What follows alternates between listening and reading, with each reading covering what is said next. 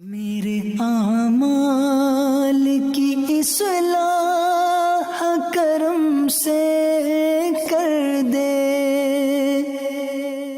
الحمدللہ رب العالمین والصلاة والسلام علی سید المرسلین، اما بعد فاعوذ باللہ من الشیطان الرجیم، بسم اللہ الرحمن الرحیم۔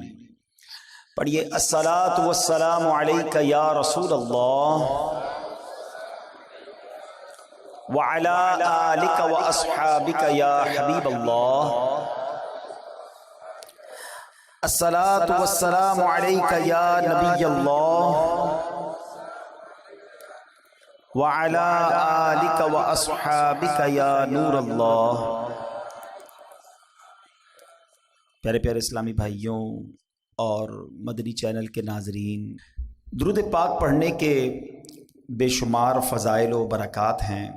فرمانے آخری نبی رسول ہاشمی صلی اللہ تعالی علیہ وآلہ وسلم ہے، مسلمان جب تک مجھ پر درود پڑھتا ہے فرشتے اس پر رحمت بھیجتے رہتے ہیں۔ اب بندے کی مرضی ہے کم پڑھے یا زیادہ۔ یہ کیسا فرمان ہے، اور چند جملوں میں کیا کمال کی بات کر دی ہے کہ کتنی رحمتیں چاہیے، کب تک رحمتیں چاہیے، اب تمہاری مرضی ہے۔ جتنا پڑھنا ہے تمہیں کم پڑھنا ہے تو کم پڑھو، یا زیادہ پڑھنا ہے تو زیادہ پڑھو۔ مثال دیتا ہوں، دنیاوی مثال ہے چوٹ کرنے کے لیے، کہ کوئی بندہ آپ کے سامنے کھڑا ہو جائے، ہاتھوں میں اس کے پیسوں کی گڈیاں ہوں، ہزار ہزار کے نوٹ ہوں، کہتا جائے جتنے درود پڑھو اتنے 1000 روپے دوں گا، اب تمہاری مرضی ہے کتنے پڑھنے ہیں۔ تو بندہ کہے گا یار یہ گڈیاں تھوڑی تھوڑی اور لے آؤ، میں پڑھتا ہی رہوں گا، میں نے نہیں چپ ہونا۔ ہر درود پر 1000 روپے، وہ ایک درود پڑھے 1000 پکڑا دے، دوسرا پڑھے دوسرے پکڑا دے، تیسرا پڑھے تیسرے پکڑا، اور کتنے پڑھنے ہیں؟ ہم کہیں گے باقی سارے کام ختم، اتنے سارے پیسے مل جائیں گے۔ نبی پاک نے کیا خوبصورت بات کی ہے کہ بندے کی مرضی، جب تک درود پڑھتا رہے گا رحمتیں برستی رہیں گی۔ مجھے سچ بتاؤ، دنیا کے 1000 2000 5000 لاکھ 2 لاکھ کیا بیچتے ہیں میرے اللہ کی رحمت کے آگے؟ جس کے ساتھ رحمت الہی ہو جائے اس کے تو سارے غم دور ہو جائیں گے نا۔ اصل میں ہم لوگ ہیں فوری رزلٹ چاہنے والے لوگ، ہمیں لگتا ہے یار ابھی درود پڑھا ملا تو کچھ نہیں ہے۔ دنیا میں جو چیز فوراً ملتی ہے بندہ فوراً وہ کام کرتا ہے۔ دیکھیے، یاد رکھیے، کچھ معاملات وہ ہیں جن پر ہمارا ایمان اور یقین ہونا بہت ضروری ہے۔ ہمارا پورا جو اسلام ہے نا، وہ آپ اگر دیکھیں تو ہم غیب پر ہی تو ایمان لائے ہیں۔ ہم اللہ پر ایمان لائے ہیں، اللہ کو دیکھا تو نہیں ہے۔ ہم رسولوں پر ایمان لائے ہیں، ہم نے رسولوں کو بھی نہیں دیکھا۔ ہم نے قرآن پاک نازل ہوتے ہوئے بھی نہیں دیکھا، ہم نے یہ بھی مان لیا یہ قرآن آسمانی کتاب ہے، اللہ کی کتاب ہے۔ قیامت دیکھی نہیں، اس پر ایمان ہے۔ دوزخ دیکھی نہیں، جنت دیکھی نہیں، اتنی ساری غیب کی چیزوں پر ایمان ہے۔ اور انسٹنٹلی فوری طور پر جو رزلٹ آتا ہے وہ فوراً کرتے ہیں۔ جو نبی پاک کے سچے وعدے ہیں اس پر بعض اوقات عمل نہیں کرتے۔ ڈاکٹر کہتے کہ جناب اب تم نے چکناٹ کھانی ہے، یا اب تم نے کوئی میٹھی چیز کھانی ہے تو تمہارے ہارٹ کو پرابلم ہو جائے گا، نظر اندر نہیں آ رہا ہمیں، چونکہ ڈاکٹر کہہ رہا ہے تو مان جاتے ہیں۔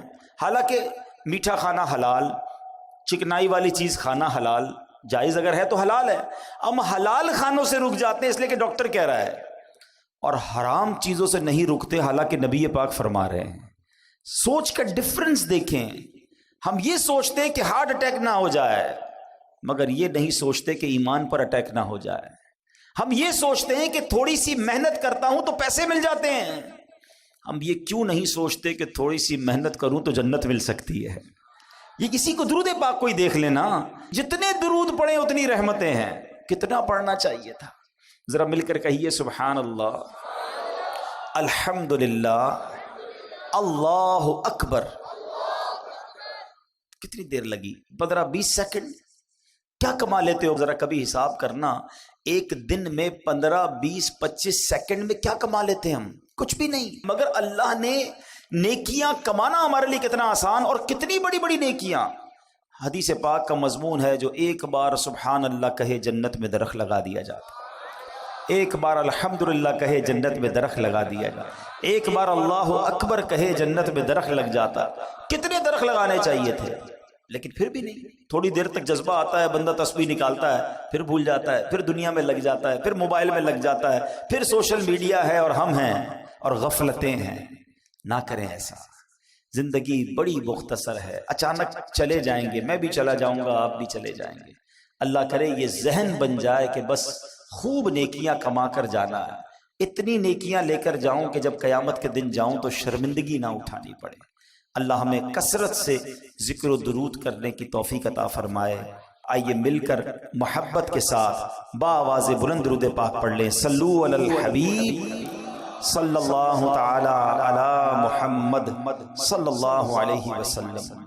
ورد لب ہر دم درود و سلام ہو، ورد لب ہر دم درود و سلام ہو، یا شہ عرب و عجم کر دو کرم آمین.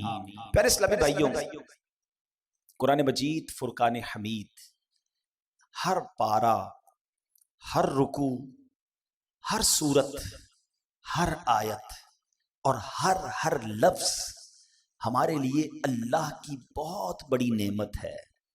قرآن کی شان سبحان اللہ، یہ کلام اللہ ہے، یہ سب سے بڑا نبی پاک علیہ السلام کا معجزہ ہے، اور یہ ہم پر اللہ کریم کا بہت بڑا انعام ہے.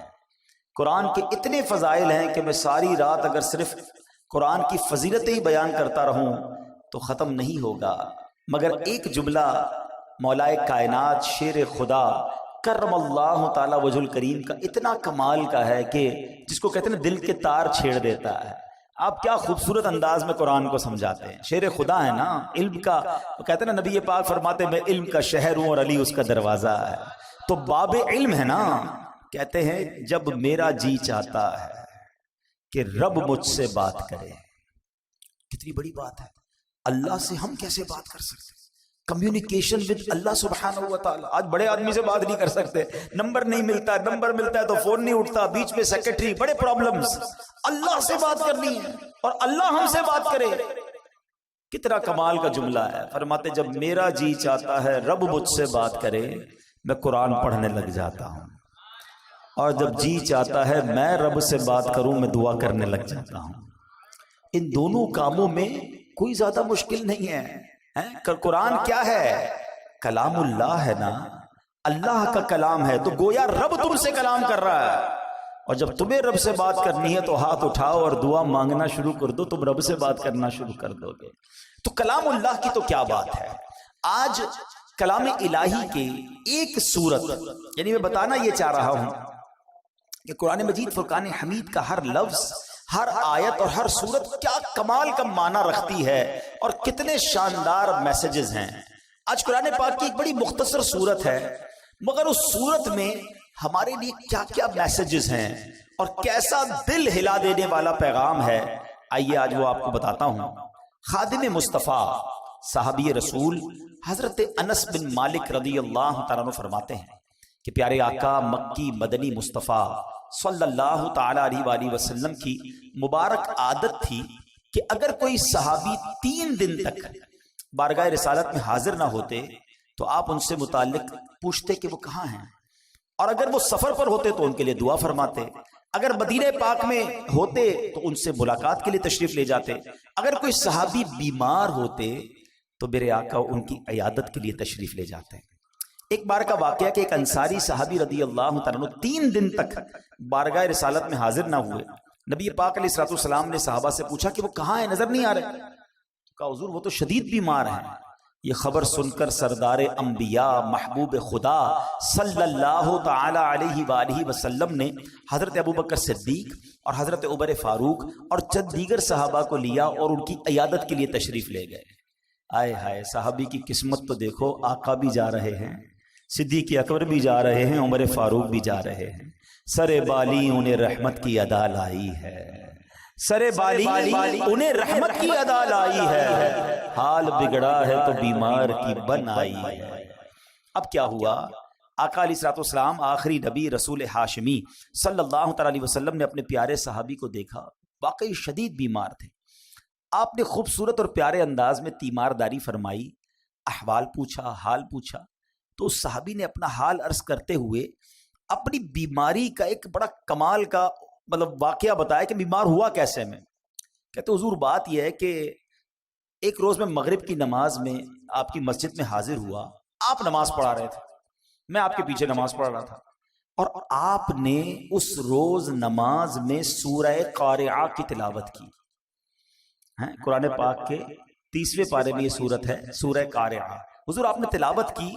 اس تلاوت کو سن کر نمازی کے اندر مجھ پر ایسا خوف خدا کا غلبہ ہوا, میں نے دعا کی اے اللہ مجھے دنیا ہی میں آزمائش میں ڈال دے, آخرت میں آزمائش میں نہ ڈالنا.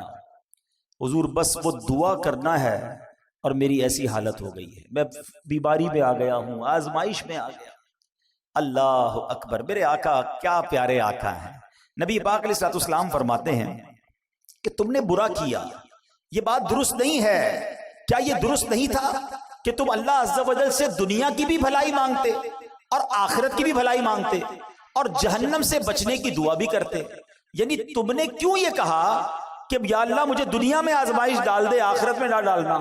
میرے رب کے خزانوں میں تو کمی نہیں نا, اس سے دنیا کی بھی بھلائی مانگ لیتے, آخرت کی بھی بھلائی مانگ لیتے. کیا پیاری تربیت فرمائی. اب نبی پاک نے حکم دیا کہ ابھی دعا کرو اور دعا کرو دنیا اور آخرت کی بھلائی کی دعا مانگو. صحابی نے ہاتھ اٹھائے, آقا کا حکم تھا, اسی وقت دعا مانگی.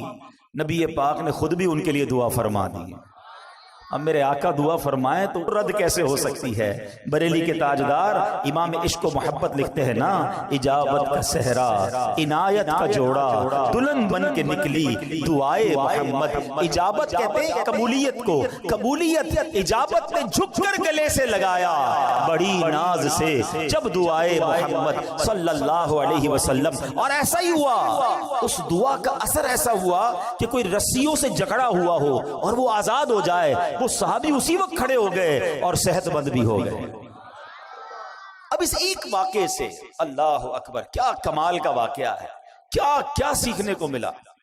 پہلی بات نماز کیسی تھی, پڑھانے والا کون تھا اور پڑھنے والے کون تھے.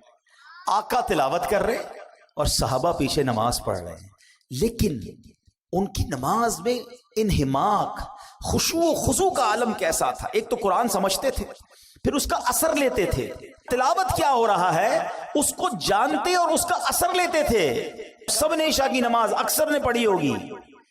اگر میں یہ سوال کر لوں, ہاتھ نہیں اٹھائیے گا, اپنے آپ سے خود ہی سوال کر لیں, امام صاحب نے کیا تلاوت کی پہلی رکعت میں اور دوسری رکعت میں؟ ارے عبدالحبیب بھائی اب تو ذرا دکان کا حساب ساتھ چل رہا تھا ہمارا, تو ہمیں کیا پتا کیا تلاوت ہوئی.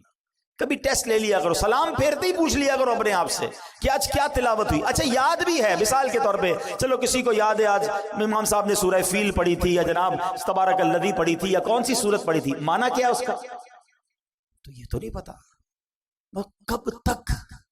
کب تک ہم قرآن بغیر سمجھے سنتے رہیں گے اور پڑھتے رہیں گے؟ کب قرآن کے نور کو اور اس کی چاشنی کو دل میں محسوس کریں گے؟ کب انڈرسٹینڈنگ آف قرآن کریں گے؟ میں نہیں کہتا, ہونا تو یہی چاہیے کہ مسلمان ہونے کی حیثیت سے مجھے اور آپ کو پورا قرآن ایک بار تو زندگی میں ہم نے ترجمہ اور تفسیر سے پڑھا ہوتا. لیکن چلو بھائی پورا قرآن پڑھنے کی بات کرتے تو لوگ ہی بھاگ جاتے ہیں.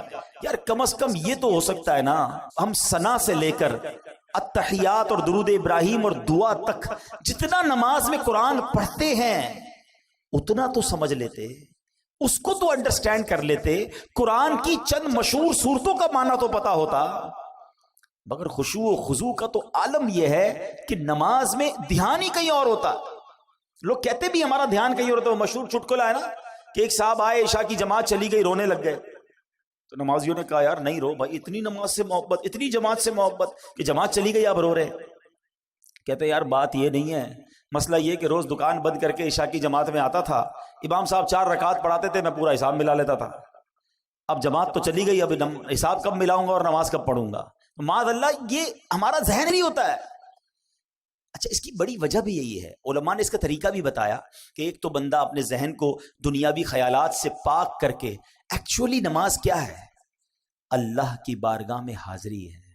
آپ کسی بہت بڑی شخصیت کے پاس, بڑے سیٹھ کے پاس, جس کے پاس آپ کی فائل رکی ہوئی ہو, اس افسر کے پاس جائیں تو دھیان کدھر ہوتا ہے؟ بالکل اس کی طرف فوکس, ہاتھ بندھے ہوئے, سر میرا چھوٹا سا کام, پلیز سائن. اتنی اس سے لجاجت, اس کی طرف فوکس.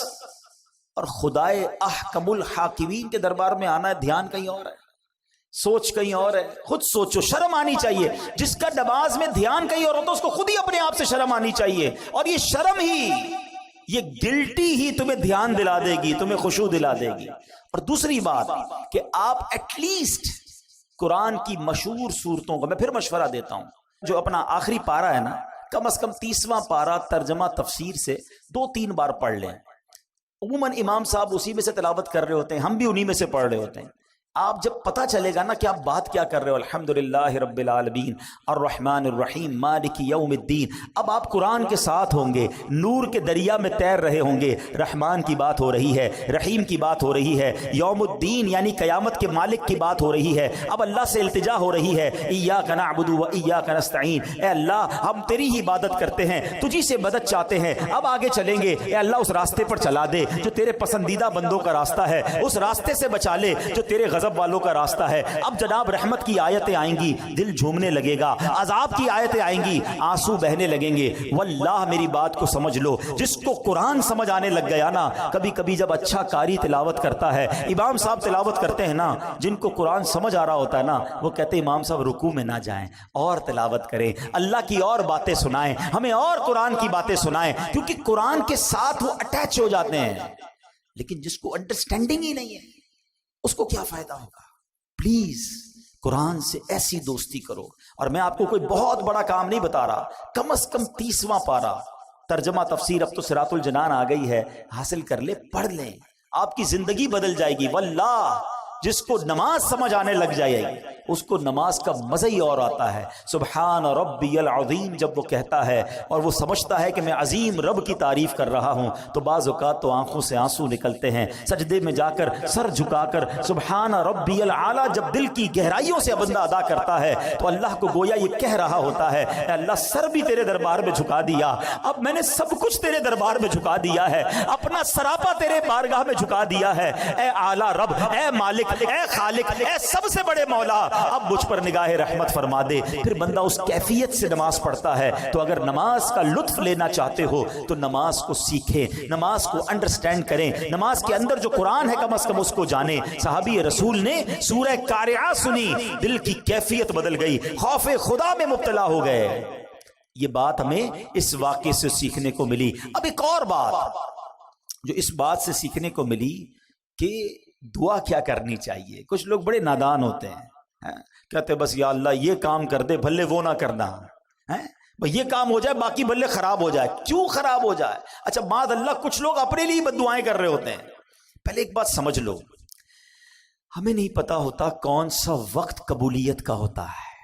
ہاں بری باتیں نہ نکالا کرو، یہ ماں باپ کو بھی ایک مشورہ دے رہا ہوں۔ بچہ تنگ کرے، بچہ پریشان کرے تو بعض اوقات مائیں کوسنے دے رہی ہوتی، تجھے کیڑے پڑے، تو برباد ہو جائے، تو کبھی ترقی نہ کرے، یہ نہ کہا کرو۔ کیا پتا یہ قبولیت کی گھڑی ہو اور تمہارا بیٹا برباد ہو جائے۔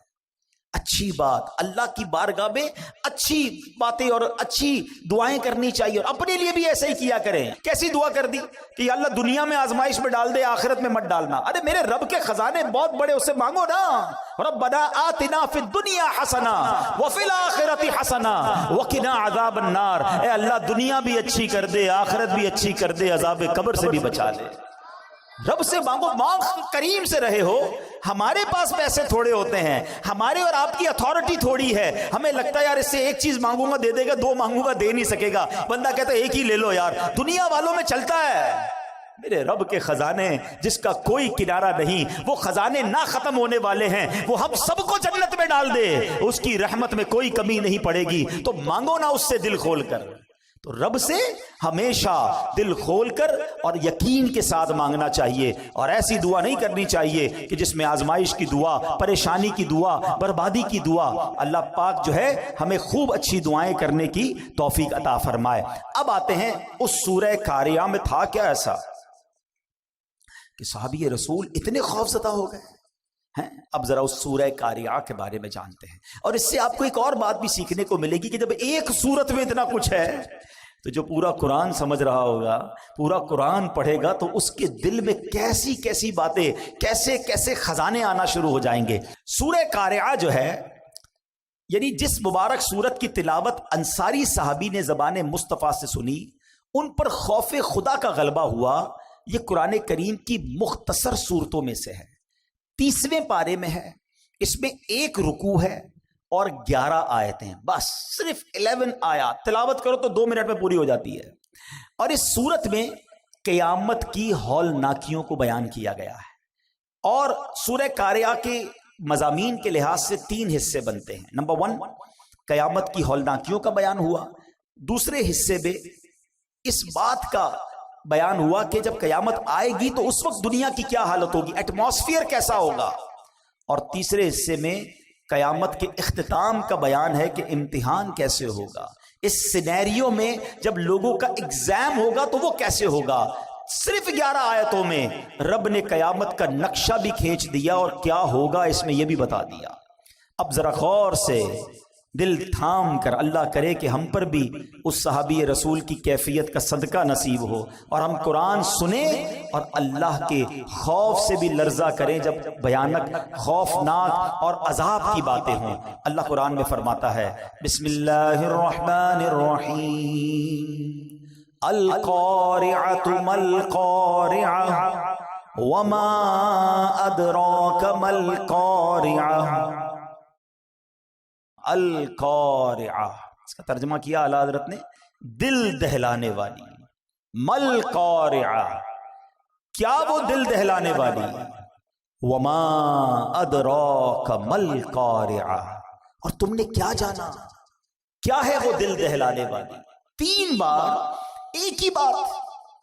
القارعۃ مل قارعہ وما ادراک مل قارعہ.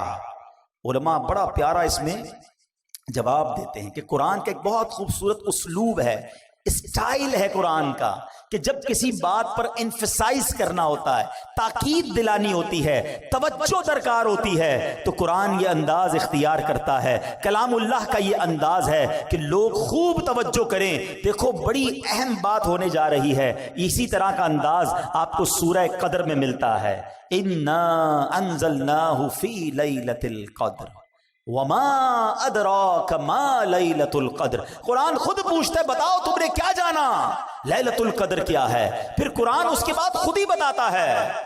قرآن گویا بتاتا ہے کہ لیلۃ القدر کیا ہے. بالکل اسی طرح یہاں یہ انداز ہے کہ تم نے کیا جانا کیا ہے دل دہلانے والی. اب القارعہ کس کو کہتے ہیں؟ مفسرین لکھتے ہیں کہ قارعہ قیامت کے ناموں میں سے ایک نام ہے. یہ لفظ کرعن سے بنا ہے.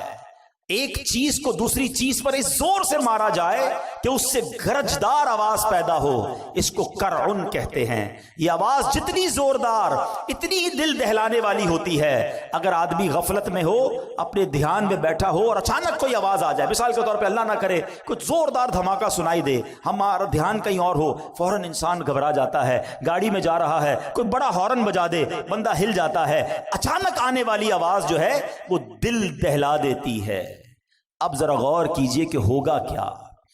ان مثالوں کو تصور میں رکھیے اور قیامت میں کیا ہوگا. فرمایا تاجر کاروبار میں مصروف ہوں گے. nobody knows، پتہ بھی نہیں ہوگا، کسی کو پتہ نہیں ہوگا. تاجر کاروبار میں مصروف ہوں گے، خواتین گھر کے کام کاج میں مصروف ہوں گی، کسان کھیتوں میں مصروف ہوں گے، کوئی کھانا کھا رہا ہوگا، کوئی اپنے دوستوں کے ساتھ باتیں کر رہا ہوگا. اس وقت اچانک ایک زوردار زلزلہ برپا ہوگا. پوری زمین ہل جائے گی، آسمان پھٹ جائیں گے، ستارے بارش کی طرح زمین پر جھڑ پڑیں گے، بلند و بالا پہاڑ ٹوٹ جائیں گے، بڑے بڑے سیارے آپس میں ٹکرا کر ریزہ ریزہ ہو جائیں گے. ذرا تصور تو کیجئے وہ کیسا ہولناک دھماکہ ہوگا، کیسا زلزلہ ہوگا. اس وقت دل کیسے دہل جائیں گے، کیسی بدحواسی ہوگی. اور یہ دن آنا ہے. قرآن نے ایک اور جگہ اس کو بیان کیا، ان زلزلۃ الساعۃ شیء عظیم یوم ترونها تذہل کل مرضعۃ عما ارضعت وتضع کل ذات حمل حملها وترى الناس سکارى وما هم بسکارى. قرآن کیا کہتا ہے سنو، بے شک قیامت کا زلزلہ بہت بڑی چیز ہے. جس دن تم اسے دیکھو گے تو حالت یہ ہوگی کہ ہر دودھ پلانے والی اپنے دودھ پیتے بچے کو بھول جائے گی. ماں دودھ پیتے بچے کو بھول جائے، اتنی گھبراہٹ ہوگی. ہر حمل والی اپنا حمل ڈال دے گی، جس کا حمل ہوگا نا پریگننٹ ہوگی، اس کا حمل گر جائے گا، اتنا خطرناک وہ خوف ہوگا۔ فرمایا تو لوگوں کو دیکھے گا جیسے نشے میں ہیں، حالانکہ وہ نشے میں نہیں ہوں گے، بدحواسی ہوگی، گھبراہٹ ہوگی۔ یہ قیامت کا سینیریو ہے، یہ قیامت کا حال ہوگا، یہ ہے قارعہ۔ جبھی قرآن کہتا ہے وما ادراک مل قارعہ، تم نے کیا جانا، تمہیں کیا معلوم قارعہ کیا ہے۔ اب ذرا غور کیجئے گا، قرآن نے صرف 3 آیتوں میں ایک منظر کشی کی کوسچن کریٹ کیا۔ اب قرآن بتا رہا ہے ہوگا کیا، سنو اس دن سینیریو کیا ہوگا، گھبراہٹ کیسی ہوگی۔ یوم یکون الناس کالفراش المبثوث، قرآن کہتا ہے جس دن آدمی پھیلے ہوئے پروانوں کی طرح ہوں گے۔ آپ نے دیکھا ہوگا جب بارشیں وغیرہ ہوتی ہیں تو پروانے آتے ہیں، بارشوں میں زیادہ آتے ہیں، اور وہ چھوٹے چھوٹے کیڑے کی طرح ہوتے پر اڑتے مکھی کی طرح، اور کوئی ادھر جا رہا ہوتا ہے، کوئی ادھر جا رہا ہوتا ہے، کوئی ٹکرا کے گر رہا ہوتا ہے، لائٹ سے ٹکرا رہے ہوتے ہیں، کوئی ڈائریکشن نہیں ہوتی ہے، ادھر ادھر بدحواسی ہوتی ہے پروانوں میں۔ قرآن نے مثال دی کہ لوگ ایسے ہوں گے جیسے پروانے، کوئی ادھر بھاگ رہا ہوگا، کوئی ادھر بھاگ رہا ہوگا، ہر کوئی گھبرایا ہوا ہوگا، بالکل ہوش و حواس نہیں ہوگا۔ یہ تو لوگوں کا حال ہوگا۔ اب قرآن اگلی آیت میں کہتا ہے وَتَكُونُ الْجِبَالُ كَالْعِهْنِ الْمَنْفُوشِ، یہ پہاڑ جو ہے نا دنیا کی طاقتور ترین چیز ہے۔ آپ نے دیکھا ہوگا کتنے بڑے بڑے پہاڑ ہیں، اتنے دیو ہیکل جس کو کہا جاتا ہے پہاڑ، یہ پہاڑ ہلاؤ تو ہلتے نہیں ہیں، کتنے سال لگتے ہیں پہاڑ کو توڑنے میں۔ ہمارے سائیڈ ایریا وغیرہ میں پہاڑوں کو توڑ کے روڈ بنائے گئے تو ہم دیکھتے تھے سالوں لگتے تھے، ڈائنامٹ سے اڑانا پڑتا تھا، مگر تھوڑا سا حصہ ہلتا ہے اس کا۔ مگر اللہ فرماتا ہے جب قیامت کا زلزلہ آئے گا نا تو یہ پہاڑ پتہ ہے کیسے ہو جائیں گے، وَتَكُونُ الْجِبَالُ كَالْعِهْنِ الْمَنْفُوشِ، کہ کہا پہاڑ رنگ برنگی دھنکی ہوئی اون کی طرح ہو جائیں گے۔ یہ ہمارے علاقے میں بھی آپ نے دیکھا ہوگا، وہ رضائی بنانے والے کو، رضائی بنانے والا آپ نے دیکھا ہوگا ڈنڈی مارتا ہے رضائی پہ جب بنا رہا ہوتا، تو اون جو ہے نا، اون روئی وہ اڑتی ہے۔ قرآن کہتے ہیں جیسے یہ روئی اڑتی ہے نا، ایسے پہاڑ اڑ رہے ہوں گے۔ صرف 2 آیتوں میں ہمارے سامنے قیامت کا نقشہ آ گیا کہ لوگ بدحواس ہوں گے، یوم یکون الناس کالفراش المبثوث، اور پہاڑ کیسے ہوں گے، وَتَكُونُ الْجِبَالُ كَالْعِهْنِ الْمَنْفُوشِ، کہ پہاڑ تو اون کی طرح اڑ رہے ہوں گے۔ اب ہمارا کیا ہوگا؟ یہی خوف بہت تھا نا؟ نہیں ابھی تو بات شروع ہوئی ہے۔ اب ذرا انڈرسٹینڈ کرو بات کو۔ اللہ نہ کرے کوئی اچانک آفت آ جائے، کوئی ٹینشن آ جائے، زلزلہ آ جائے اور آپ بھاگ رہے ہوں، اور کوئی بندہ آپ کو روکے، یار رکو ذرا بتاؤ تم نے آج دن کیسے گزارا ہے، تو آپ کہیں گے اللہ کے بندے حالت دیکھ رہے ہو، اتنی بڑی ٹینشن میں تم مجھ سے سوال کر رہے ہو۔ مگر سنو، اتنے خطرناک ماحول میں ہم سب سے سوال کیے جائیں گے، 1-2 دن کے لیے نہیں، پوری زندگی کا حساب بھی اسی حالت میں دینا ہوگا۔ اب آگے قرآن کیا کہتا ہے، سنو، اللہ اکبر۔ میں آگے آیت لے جانے سے پہلے ذرا مزید قیامت کیسے آئے گی، میرے آقا مدینے والے مصطفیٰ صلی اللہ علیہ وسلم نے بڑی ڈیٹیل میں صحابہ کرام کو بتایا۔ آقا علیہ الصلوۃ والسلام فرماتے ہیں بے شک اللہ پاک نے زمین و آسمان بنانے کے بعد سور کو بنایا اور حضرت اسرافیل علیہ الصلوۃ والسلام کو عطا فرما دیا۔ ہم نے یہ بچپن سے سنا ہے کہ حضرت اسرافیل سور پھونکیں گے، آج ڈیٹیل میں سن لو وہ سور ہے کیا اور وہ کتنا بڑا ہے۔ تو حضرت اسرافیل کے بارے میں نبی پاک فرماتے ہیں کہ حضرت اسرافیل سور کو اپنے منہ میں لیے ہوئے ہیں اور عرش الہی کی طرف دیکھ رہے ہیں کہ اور انتظار میں ہیں کہ سور پھونکنے کا کب حکم دیا جاتا ہے، یعنی وہ ریڈی بیٹھے ہیں، تیار ہیں، جب رب کی طرف سے حکم آنا ہے حضرت اسرافیل نے سور پھونک دینی ہے۔ حضرت ابو ہریرہ فرماتے ہیں میں نے عرض کی یا رسول اللہ صلی اللہ علیہ وسلم یہ سور ہے کیا؟ کیا بات ہے صحابہ کرام کی، اتنے سوالات کر لیے، اتنے ڈیٹیل کوئسچن کر لیے، ہمیں سمجھنا آسان ہو گیا۔ سنو نبی پاک فرماتے ہیں آج ڈیٹیل میں سمجھ لو۔ آقا نے فرمایا ایک نورانی سینگ ہے۔ عرض کی گئی حضور کتنا بڑا ہے؟ فرمایا بہت بڑا ہے، اس ذات کی قسم جس کے قبضے میں میری جان ہے، سور کا دائرہ زمین و آسمان کی چوڑائی جیسا ہے، اتنا بڑا، یوں سمجھیے، اب اس کو نارمل زبان میں سمجھانے کے لیے وہ ہارن جس طرح ہوتا ہے، ایک پائپ جس طرح ہوتا ہے، سور اس طرح کا ہے، مگر وہ اتنا بڑا ہے کہ اس کا جو دائرہ ہے وہ زمین و آسمان کی چوڑائی جیسا ہے۔ اور حضرت اسرافیل کو اللہ کریم 3 بار سور پھونکنے کا حکم فرمائے گا۔ یہ سور 3 بار پھونکا جائے گا، یاد رکھیے گا۔ نمبر 1، پہلی بار نفخہ فزع یعنی گھبراہٹ کی پھونک ہوگی۔ دوسری بار نفخہ صعق یعنی موت کی پھونک ہوگی، اور تیسری نفخہ قیام یعنی موت کے بعد دوبارہ اٹھائے جانے کی وہ پھونک ہوگی۔ یہ 3 بار حضرت اسرافیل جو ہے وہ سور پھونکیں گے۔ اور اب سنو کیا ہوگا۔ 3 بار جو سور پھونکی جائے گی نا، اس کی ڈیٹیل بھی نبی پاک نے بیان کی۔ فرمایا اللہ پاک حضرت اسرافیل کو جب پہلی بار سور پھونکنے کا حکم دے گا نا، اس کو فرمائے گا انفخ نفخۃ الفزع یعنی گھبراہٹ کی پھونک مارو۔ حضرت اسرافیل علیہ السلام پھونک ماریں گے۔ اب جب اس کی ہولناک آواز آئے گی نا تو زمین و آسمان والے گھبرا اٹھیں گے۔ اللہ جسے محفوظ فرمائے، باقی لوگ گھبرا اٹھیں گے۔ اللہ پاک کے حکم سے حضرت اسرافیل اس آواز کو، اس پھونک کو اور لمبا کریں گے۔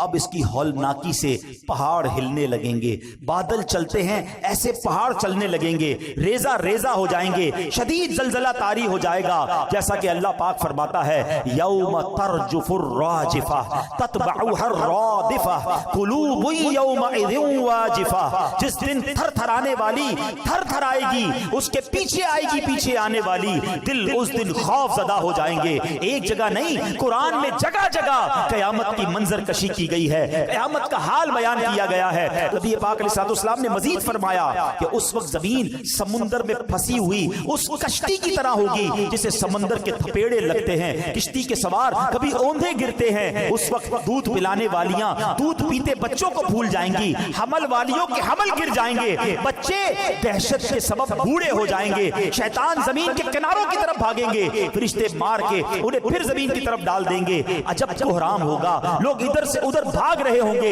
ایک دوسرے کو پکار رہے ہوں گے۔ ابھی لوگ اسی حال میں ہوں گے کہ زمین پھٹ جائے گی۔ اب لوگوں پر ایسی کیفیت اور خوف اور دہشت طاری ہوگی کہ اللہ پاک ہی بہتر جانتا ہے۔ سنو، آسمان بھی گلی ہوئی چاندی کی طرح پھٹ جائے گا، سورج اور چاند بے نور ہو جائیں گے، اور آسمان کو اس کی جگہ سے کھینچ لیا جائے گا۔ یہ پہلی سور پھونکنے کے بعد حال ہوگا، اور یہ نبی پاک صحابہ کو بتا رہے ہیں۔ اب دوسری سور پھونکنے کا وقت آئے گا۔ آقا فرماتے ہیں کہ اللہ پاک جب تک چاہے گا لوگ اس آفت میں، اس پریشانی میں مبتلا ہوں گے، پھر اللہ پاک حضرت اسرافیل علیہ السلام کو پھر نفخہ صعق یعنی سور میں موت کی پھونک مارنے کا حکم فرمائے گا۔ اس بار سور پھونکنے کے بعد آسمان والوں اور زمین والوں پر موت طاری ہو جائے گی۔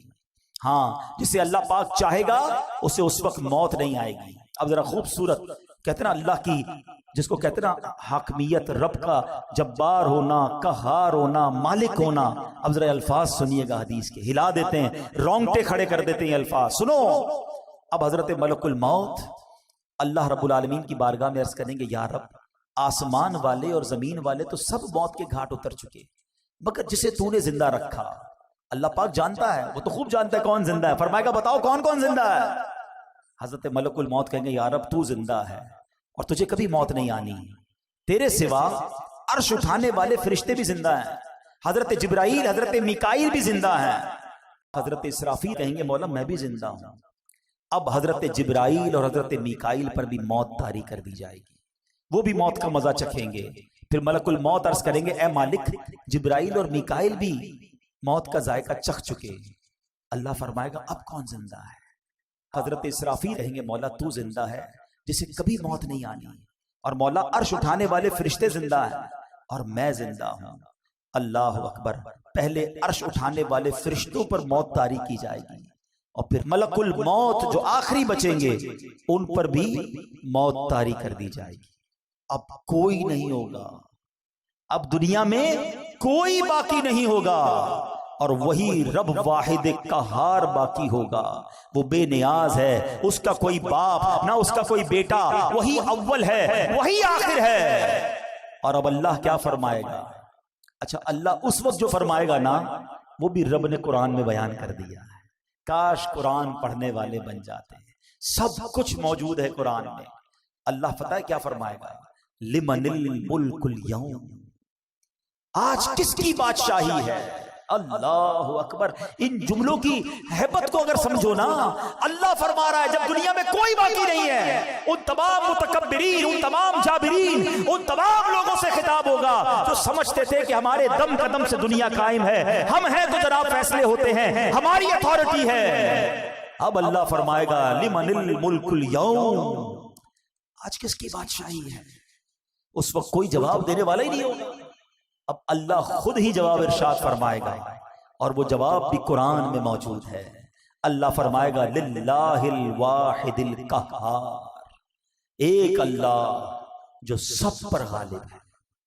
ہائے ہائے ہائے، میرا رب باقی رہنے والا ہے، وہ حی ہے، وہ قیوم ہے. پھر فرمایا میرے آقا نے زمین اور آسمان کو یوں لپیٹ لیا جائے گا جیسے کاغذ لپیٹتے ہیں. پھر اس زمین کی جگہ کوئی اور زمین بچھا دی جائے گی، آسمان کی جگہ اور آسمان بنا دیا جائے گا. اب اللہ پاک 3 مرتبہ فرمائے گا میں ہوں جبار، جسے میرا شریک ہونے کا دعویٰ ہے سامنے آئے. آج دنیا میں کئی لوگ معاذ اللہ اللہ کے سامنے اور غیر اللہ کی عبادت کرتے ہیں. اس وقت رب ارشاد فرمائے گا کون ہے میری شرکت کا دعویٰ دار، آ جائے میرے سامنے. اللہ اکبر. کوئی سر اٹھانے والا نہیں ہوگا. مخلوق کو اب اس نئی زمین پر ڈال دیا جائے گا. جو پہلے قبروں میں تھے اب نئی زمین کی قبروں میں ہوں گے. جو پہلے زمین کی سطح پر مرے ہوئے تھے اب نئی زمین کی سطح پر مرے ہوں گے. اب ایک قیامت کا نیا نقشہ بن جائے گا. آخری نبی رسول ہاشمی صلی اللہ تعالی علیہ وسلم اپنا پرسوز بیان جاری رکھتے ہوئے مزید فرماتے ہیں.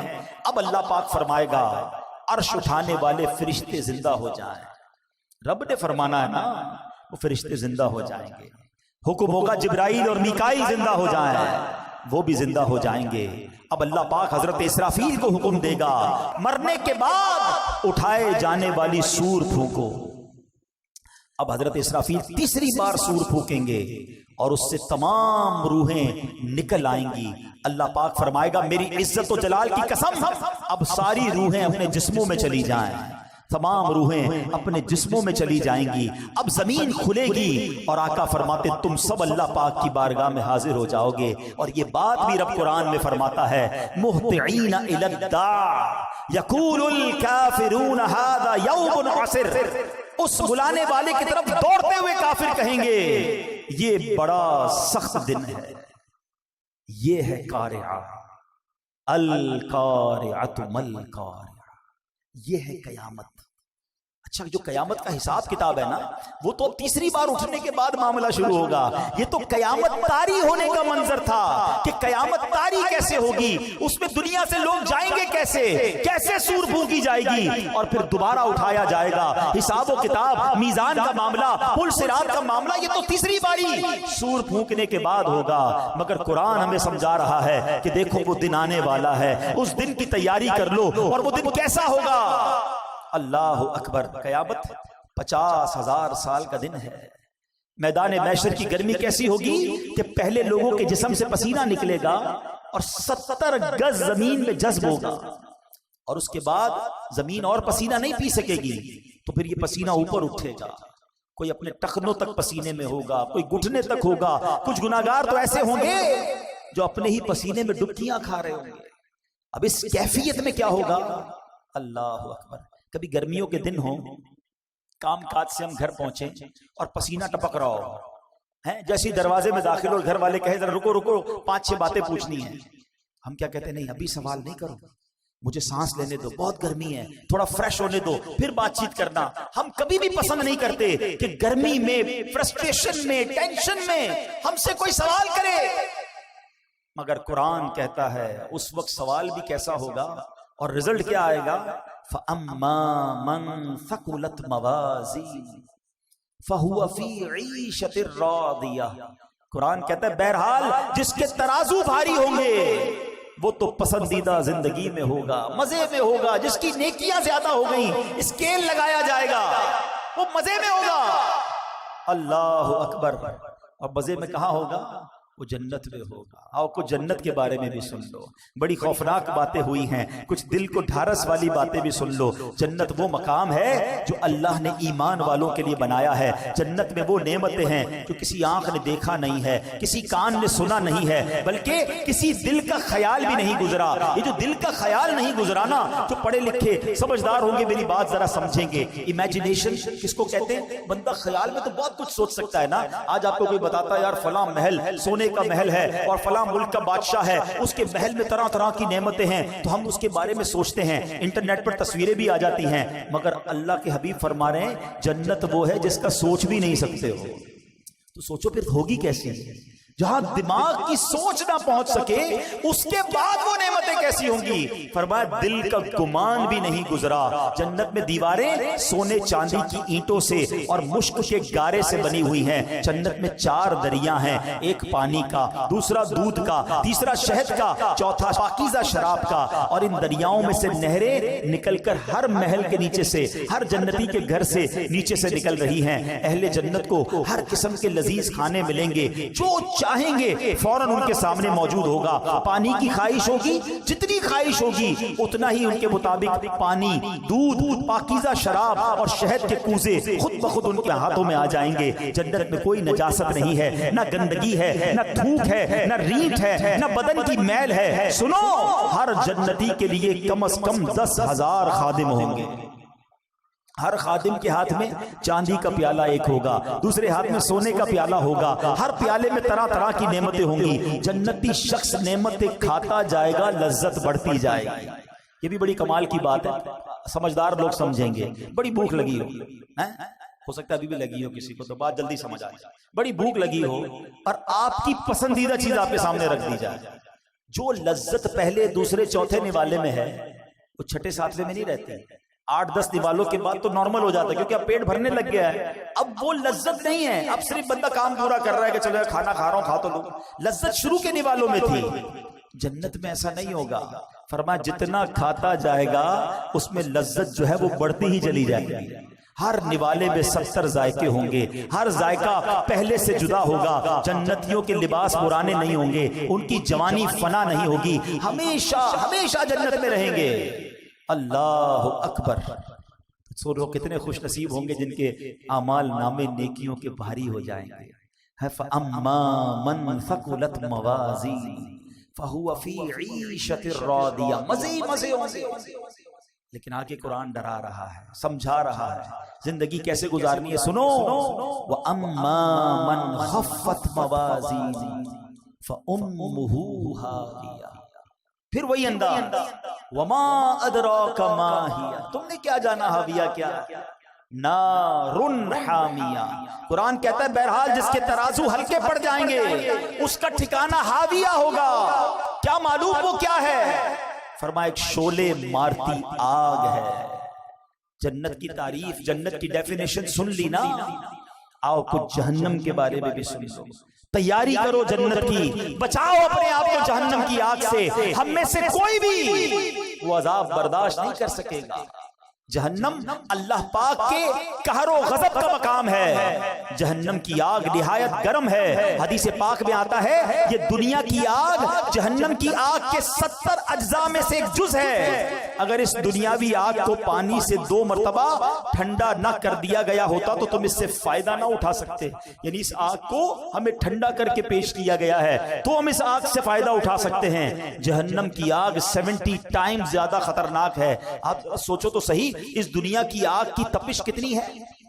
خالی دنیا میں چولہے کی آگ نہیں ہے, ایسی آگ ہے جب آتش فشاں پڑتا ہے تو بتایا جاتا ہے کتنے ہزار فارن ہائٹ وہ آگ نکلتی ہے, لوہے کو پگھلا دیتی ہے, شہروں کے شہر تہس نہس ہو جاتے ہیں. اتنی خطرناک آگ دنیا میں موجود ہے. اور جہنم کی آگ اس سے 70 گنا زیادہ خطرناک ہے. دنیا کی آگ اللہ پاک سے دعا کرتی ہے کہ اللہ پاک مجھے جہنم کی آگ میں دوبارہ نہ لوٹانا. آگ پناہ مانگتی ہے جہنم کی آگ سے. حضرت جبرائیل پیارے آقا علیہ الصلوۃ والسلام کی خدمت میں قسم اٹھا کر کہا انہوں نے کہ اگر جہنم کو سوئی کے ناکے کے برابر کھول دیا جائے تو تمام زمین والے اس کی گرمی کے سبب مر جائیں. روایت کے مطابق جہنم کی آگ 1000 سال تک دھکائی گئی، یہاں تک کہ وہ سرخ ہو گئی، پھر 1000 برس تک دہکائی گئی، یہاں تک کہ سفید ہو گئی، پھر 1000 برس تک بھڑکائی گئی، یہاں تک کہ سیاہ ہو گئی۔ اب وہ نری کالی سیاہ ہے جس میں روشنی کا نام بھی نہیں ہے۔ کون برداشت کر سکے گا؟ کون جا سکے گا؟ یہ کیسا شیطان مردود ہے، نہ جنت کا شوق بڑھانے دیتا ہے، نہ جہنم کا خوف آنے دیتا ہے۔ کرونا وائرس کا خوف ہے، دیکھا نہیں ہم میں سے کسی نے، ہیں لاکھوں کروڑوں لوگ ہیں دنیا میں، چند لوگوں کو ہوا، ساری دنیا پریشان، مگر نبی پاک کے سچے وعدے، قرآن کی میں آیتیں سنا رہا ہوں کہ سنو، اعمال ناموں میں گناہ زیادہ ہوئے نا تو جہنم میں جاؤ گے، اور جہنم ایسی ہے۔ مگر اس میں کون توبہ کر رہا ہے؟ کون اللہ کو راضی کرنے والی زندگی گزار رہا ہے؟ کون حرام روزی چھوڑ رہا ہے؟ کون شراب سے دور بھاگ رہا ہے؟ کون نافرمانیوں سے دور جاتا ہے؟ حرام دیکھ رہے ہیں، حرام کھا رہے ہیں، حرام سن رہے ہیں، نمازیں قضا ہو رہی ہیں۔ سوچو یہ کدھر جا رہے ہیں؟ یہ شیطان نے کیسی غفلت کی چادر اڑا دی ہے ہم پر۔ کیوں نہیں تیاری کرتے اس جنت کی؟ دنیا کی 50 60 70 سالہ زندگی کو کچھ دنوں کے لیے صبر کے ساتھ گزار لو، جنت کی نہ ختم ہونے والی زندگی تمہارا انتظار کر رہی ہے۔ سودا کر لو نا اپنی جان کا۔ دنیا میں اگر آپ کو کوئی کہہ دے یار تمہارے پاس 1000 روپے ہیں مجھے دے دو، اس کے بدلے میں تمہیں 1 ارب روپے دے دوں گا، بندہ کہے گا بالکل لے لو۔ بالکل، یہ تو کمپیریزن ابھی بھی دنیا میں بنتا ہے، مگر جنت اور دنیا کا کوئی کمپیریزن نہیں۔ مگر سمجھانے کے لیے کہ اے بندے 50 60 70 سال میری فرما برداری میں گزار لے، نہ ختم ہونے والی جنت کی ابدی نعمتیں میں تجھے عطا فرما دوں گا۔ مگر ہم اس سودے کے لیے تیار ہی نہیں ہو رہے، ہم اپنے آپ کو تیار ہی نہیں کر پا رہے۔ خدا را آج سورہ قارعہ اور قیامت کے احوال سن کر، جہنم کی ہولناکی کو سن کر، ہم زندگی میں کچھ فیصلہ کریں، اپنے آپ کو بدلنے کی کوشش کریں۔ اپنے بیان کے آخر میں ایک دل دہلانے والا واقعہ جب میں نے پڑھا، صحابی رسول حضرت عبداللہ ابن مسعود رضی اللہ عنہ سے روایت ہے کہ ایک بار ایک شخص بارگاہ رسالت میں حاضر ہوا، عرض کیا یا رسول اللہ صلی اللہ تعالی علیہ وسلم، کوئی ایسا مومن بھی ہے جو جہنم میں باقی رہ جائے گا؟ ذرا غور سے سنیے گا، ہو سکے تو سر جھکا کر سنیے۔ فرمایا ہاں، ایک شخص جو جہنم کے گہرے گھڑے میں ہوگا اور اونچی آواز سے یا حنانو یا منان پکار رہا ہوگا، اس کی آواز بلند ہوگی، اس آواز کو حضرت جبرائیل سنیں گے، کہیں گے العجب العجب، عجیب بات ہے، عجیب بات ہے۔ پھر حضرت جبرائیل علیہ السلام اللہ عز و جل کے عرش کے سامنے حاضر ہوں گے، سر سجدے میں رکھ دیں گے۔ اللہ پاک فرمائے گا ارفع راسک یا جبرائیل، اے جبرائیل اپنا سر اٹھاؤ۔ حضرت جبرائیل علیہ السلام سر اٹھائیں گے، اللہ پاک فرمائے گا جبرائیل تم نے کیا عجیب چیز دیکھی ہے؟ عرض کریں گے یا اللہ میں نے ایک آواز سنی ہے، کوئی شخص جہنم کے گہرے گھڑے میں یا حنان یا منان پکار رہا۔ اللہ پاک فرمائے گا جبرائیل مالک یعنی داروغہ جہنم کے پاس جاؤ اور انہیں کہو کہ وہ بندہ جو یا حنان یا منان پکار رہا ہے اسے جہنم سے نکال لاؤ۔ حضرت جبرائیل علیہ السلام جہنم کے دروازے پر تشریف لے جائیں گے، دستک دیں گے، حضرت مالک باہر آئیں گے، حضرت جبرائیل علیہ السلام انہیں اللہ پاک کا حکم سنائیں گے۔ حکم سن کر حضرت مالک علیہ السلام جہنم کے اندر جائیں گے۔ ہمارے پیارے آقا علیہ السلام نے فرمایا جیسے ماں اپنے بچوں کو پہچانتی ہے، حضرت مالک ایسے ہی جہنم کو پہچانتے ہیں۔ اس کے باوجود آپ یا حنان یا منان کہنے والے شخص کو تلاش نہیں کر پائیں گے۔ باہر تشریف لائیں گے، حضرت جبرائیل سے عرض کریں گے اے جبرائیل جہنم نے گہرا سانس لیا ہے، اس لیے کون سی چیز پتھر ہے، کون سی چیز لوہا ہے اور کون انسان ہے اس کی پہچان نہیں ہو رہی۔ حضرت جبرائیل پھر اللہ کی بارگاہ میں سجدہ کریں گے، اللہ پاک ارشاد فرمائے گا اے جبرائیل سر اٹھاؤ، تم یا حنان یا منان کہنے والے کو کیوں نہیں لائے؟ جبرائیل عرض کریں گے مولا داروغہ جہنم حضرت مالک نے بھی معذرت کر لی ہے، کہتے جہنم نے سانس لیا ہے، اس کی وجہ سے پتھر لوہے اور انسانوں کے درمیان کوئی فرق نہیں بچا۔ اللہ گویا سبھی جل کر جس کو کہنا کوئلہ بن چکے، کسی چیز کی پہچان نہیں ہو پا رہی ہے۔ اللہ پاک فرمائے گا جبرائیل مالک سے کہو میرا بندہ جہنم کے فلاں گھڑے میں فلاں کونے میں اس طرح پڑا ہوا ہے. حضرت جبرائیل جہنم کے دروازے پر جائیں گے اور حضرت مالک کو یا حنان یا منان پکارنے والے کا پتہ بتائیں گے. حضرت مالک جہنم کے اندر جائیں گے تو دیکھیں گے ایک شخص ہے، اس کے پاؤں اس کی پیشانی کے ساتھ اور ہاتھ گردن کے ساتھ بندھے ہوئے ہیں اور جہنم کے سانپ بچھو اس کے ساتھ لپٹے ہوئے ہیں. حضرت مالک اس کی زنجیریں توڑ دیں گے اور جہنم سے نکال کر حضرت جبرائیل علیہ السلام کے حوالے کر دیں گے. حضرت جبرائیل اسے عرش الہی کے سامنے لے کر حاضر ہوں گے، سر سجدے میں رکھیں گے. اللہ پاک فرمائے گا اے جبرائیل سر اٹھاؤ. جبرائیل علیہ السلام سر اٹھائیں گے. اب اللہ پاک اس بندے سے فرمائے گا اے میرے بندے، کیا میں نے تیری بہترین تخلیق نہیں کی تھی؟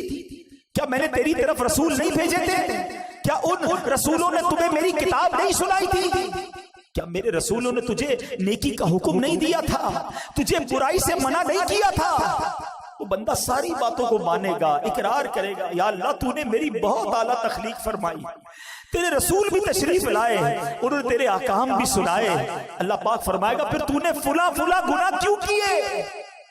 وہ عرض کرے گا یا اللہ میں نے اپنی جان پر ظلم کیا جس کی سزا میں مجھے جہنم میں ڈال دیا گیا.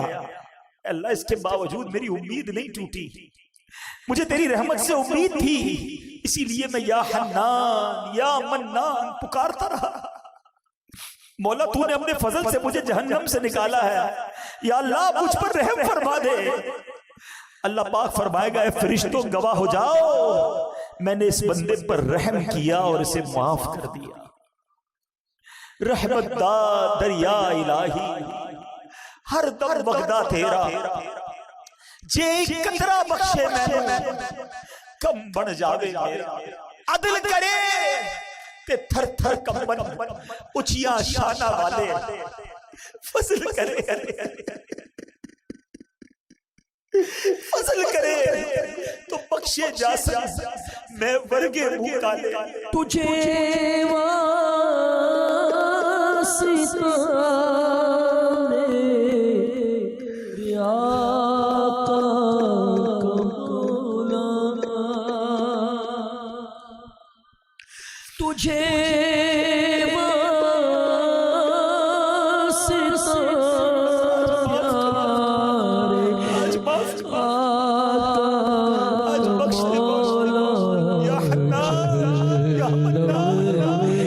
مجھے کو بچایا الہی جلوے سے، مجھے کو بچایا.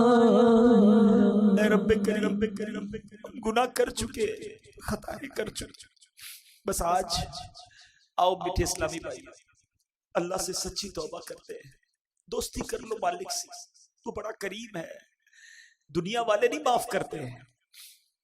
عدالت میں جاؤ نا اور اپنے جرم کا اقرار کرو تو سزا سنائی جاتی ہے. جج یہ نہیں کہتا تم نے مان لیا تو جاؤ معاف کرتا ہوں، مگر میرے رب کی عدالت کے دستور نرالے ہیں. بس مجرم ایک بار مان لے، شرمسار ہو جائے، توبہ کر لے. بڑا کریم ہے. دیکھو نا میں نے اور آپ نے کتنی بار اپنی ماں کی بات نہیں مانی، مگر جب بھی ماں کے پاس گئے اس کے پیر پکڑ لیے، اس کو لجاجت کے ساتھ روتے ہوئے منایا، ماں نے سینے لگایا نا. رب تو کئی ماؤں سے زیادہ چاہنے والا ہے، اس کی رحمت تو چاہتی ہے ہم بخشے جائے. ہم کیسے اس عذاب کو سہ سکیں گے؟ ہم جہنم پہ کیسے جا سکیں گے؟ ہم قیامت کی ہولناکی کیسے برداشت کر سکیں گے؟ بس اب ایک ہی طریقہ ہے کہ رب راضی ہو جائے، ورنہ ہمارے پاس کوئی آسرا نہیں ہے، ہمارے پاس اور کوئی طریقہ نہیں ہے. اگر اللہ ناراض ہو گیا نا پھر کچھ بھی نہیں بچے گا. اور رب راضی ہونا چاہیے، اور رب کی رضا یہ ہے کہ بندہ اس سے معافی مانگے، اس سے توبہ کرے اور آئندہ گناہ نہ کرنے کا پکا ارادہ کرے. آؤ میرے پیارے اسلامی بھائیو، قرآن سنا ہے، رب کا کلام سنا ہے. جہاں رب کے غضب کو سنا ہے نا وہ رحمان بھی بڑا ہے، وہ رحیم بھی بڑا ہے. بلدائے بدکار ہوں بے حد زنینوں خار ہوں، معاف کر دے اللہ. بلدائے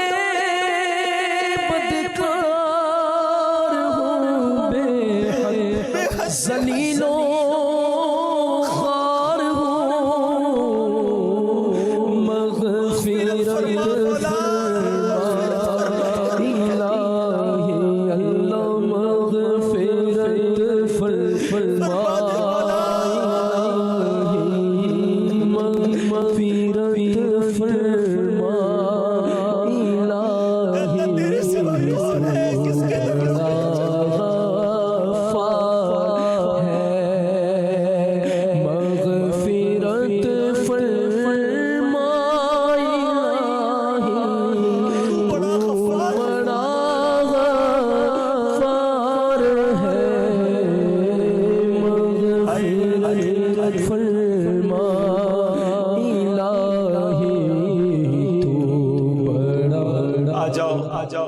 آ جاؤ اللہ کی رحمت آج اس سے دوستی کر لو. اگر میرا کوئی ایسا بھائی بیٹھا ہے جو نمازیں قضا کرتا ہے، توبہ کر، بس اب سچی پکی نیت کر لو کہ آج کے بعد نماز قضا نہیں کروں گا. اگر کوئی حرام کماتا ہے نا، دیکھو چھوڑ دو اسے، توبہ کر لو، اللہ تمہیں غیب سے حلال دے گا. بس سچی نیت کر لو، رب نے جو نصیب میں لکھا ہے وہ مل کر رہے گا. حرام کمانا چھوڑ دو، حرام کھانا چھوڑ دو، حرام صحبتیں چھوڑ دو، گندی چیزیں دیکھنا چھوڑ دو، سننا چھوڑ دو. ہم کمزور ہیں، یہ بھی ہم اللہ سے ہی کہیں گے نا، یا اللہ میں پہلے بھی توبہ کی، پھر گناہ میں پڑ گئے، آج پھر توبہ کرتا ہوں مالک، پھر توبہ کرتا ہوں، بس تم توبہ پر استقامت بھی دے دے. پتہ نہیں کب دنیا سے چلا گیا اور وہاں مارا گیا، وہاں پکڑا گیا تو میرا بنے گا کیا؟ اے اللہ اس کمزور بندے پر رحم کر، اور آج سچی توبہ عطا کر، آج سچی پکی توبہ عطا کر. اور یہ دعوت اسلامی ہے پیارے اسلامی بھائی، جو ہمیں ہماری آخرت کی تیاری کرواتی ہے. ہم کچھ بھی کر لے، قیامت تو آئے گی نا، حساب کتاب تو ہوگا نا، اس سے بچ کوئی نہیں سکتا. مگر آج جس تفصیل سے ہم نے قیامت کا ذکر سن لیا، جس طرح کا یہ حالات ہوں گے، ہم تو بڑے کمزور ہیں، ہمارا کیا بنے گا؟ ہاں اللہ راضی ہوا، اللہ کے حبیب راضی ہوئے تو انشاءاللہ قیامت میں بھی لواء الحمد تلے اٹھنا نصیب ہو جائے گا.